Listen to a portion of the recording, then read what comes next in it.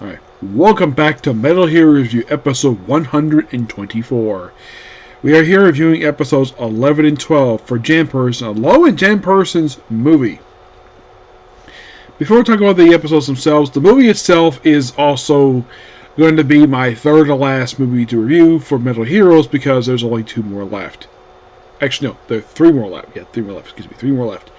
Yeah, there's the one from Blue SWAT, there's a 3D movie, and then there is also Jakku B Fighter.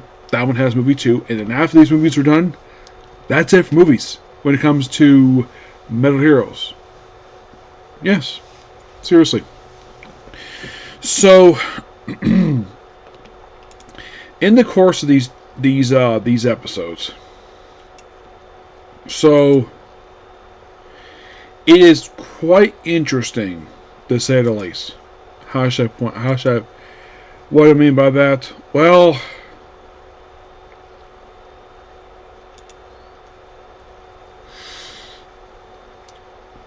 for episode number 11, it is basically a Tatawai Kazorn episode where he has, well, the whole thing of this one is that we had this girl who is known as a Robo Hunter, basically wants to bring back her late brother as a robot, and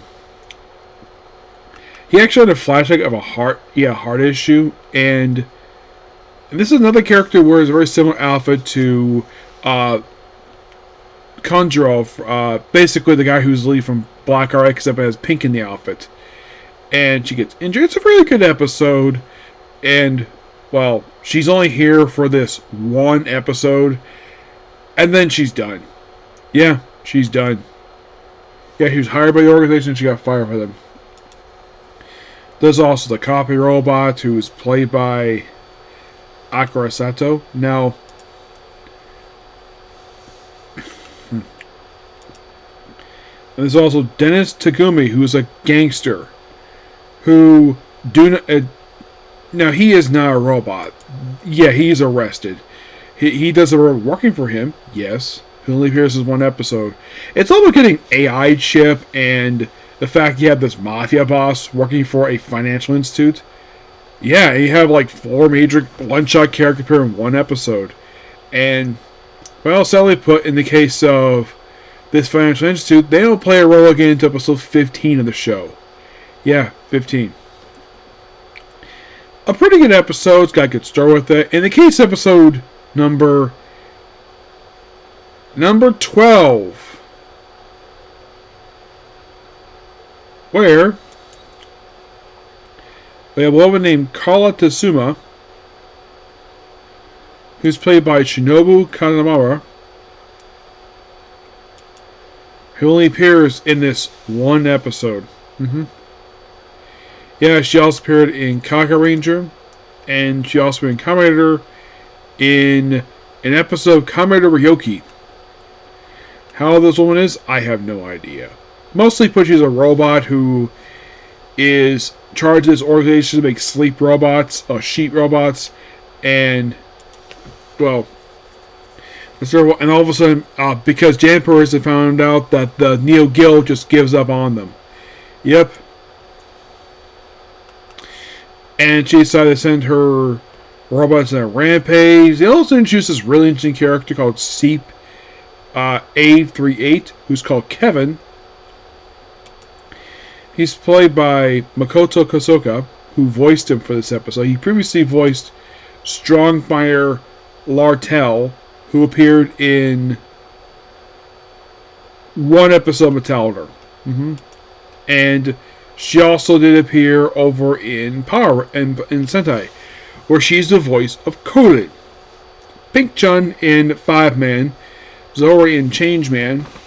She basically just does some voices, but mostly put the only major characters here voiced who is not like a one-shot character is probably Colin. Well, and probably also Zori. Pink-Chun is a 5-man doll. Yep. Yeah.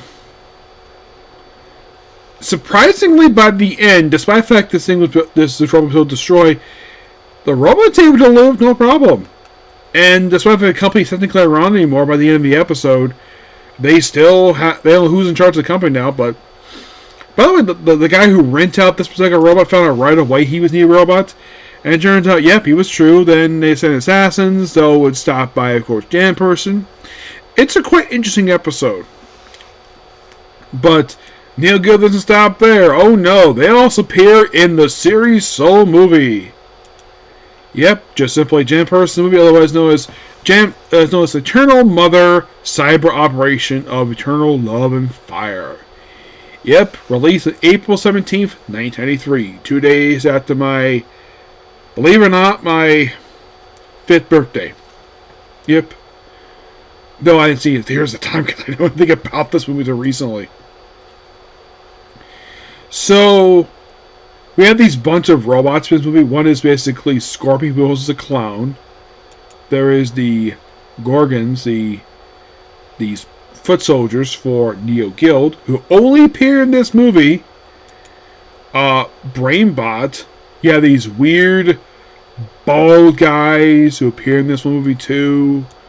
There is Silveria, who actually does return after this. She appears in... Well, she appears in this movie, and she also later appears in Assemble Three Heroes. Yeah, basically she returns for that one. Yeah, and she's played by Kimiko Anami, who is a suit actress. Yes. And this actually was one of 2 movies she ever did. She came back for Jakku Beef Fighter. Mostly basically does the close-ups for the character of Sarah from Blue SWAT.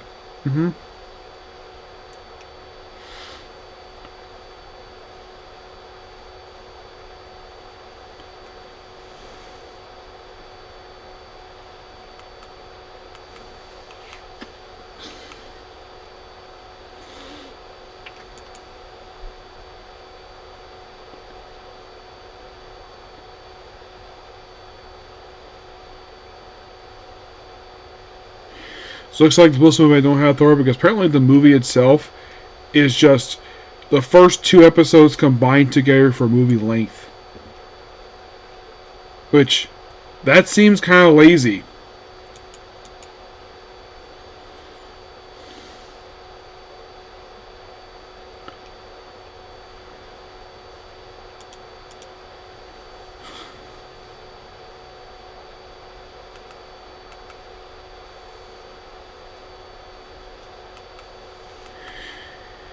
Yeah. Yeah, so basically the plot of the movie is that we have this father and daughter duo named Kimi and Sakuya. They go to this theme park. She's want to be with him because basically he wasn't there for her mother's death, and apparently reveals later on he's agent FBI. He also finds out about kidnapping, about various children. Of course, about Neo Gill. The reason for this is because they want to make them to robot children. Janperson gets involved, and the movie goes by a really quick pace. It goes by really quickly. I mean, for a movie, it's only 24 minutes. Yeah. And the reason for this length is because of short attention span by kids. Despite this is referred to as a featured movie, it kind of feels that way, but the movie itself probably had to be 24 minutes because of, well, like I said, short attention span. But yeah, there's really not much else. If you think about original movies per se, like I said before, I just looked up the whole thing with Blue SWAT. Apparently it's movie. It's just the first 2 movies edited together for like 20-minute movie. I'm like, really? So there is no reason for me to watch the movie. So I don't have to worry about it. Just got one or two movies left to go, which I probably will watch when I watch Blue SWAT, and now they have movies when it comes to Middle Heroes. But in the case of this, I would say of the 2 episodes, I did enjoy the 2 episodes. The movie itself was really good. I enjoyed that. I mean, Neo Gill is a really good organization, and this movie is also noteworthy for having the first kind of on-screen encounter between Janperson and George. the leader of Neo Guild, except that he doesn't have, like, he doesn't have the obvious thing of, like, because Janperson, it just seems like that they want him to talk very much because he's a freaking robot. Yes. And that's kind of how it is with this movie. But as of this moment, basically, now Metal Heroes, well, basically my review, well, for this is on pause until I get on the next 12 episodes plus the movie for Riot Soldier. But next up is 2 Comic Corners, and then it's on to Let This Grieving Soul Retire. Okay? So, I'll see you next video. Bye.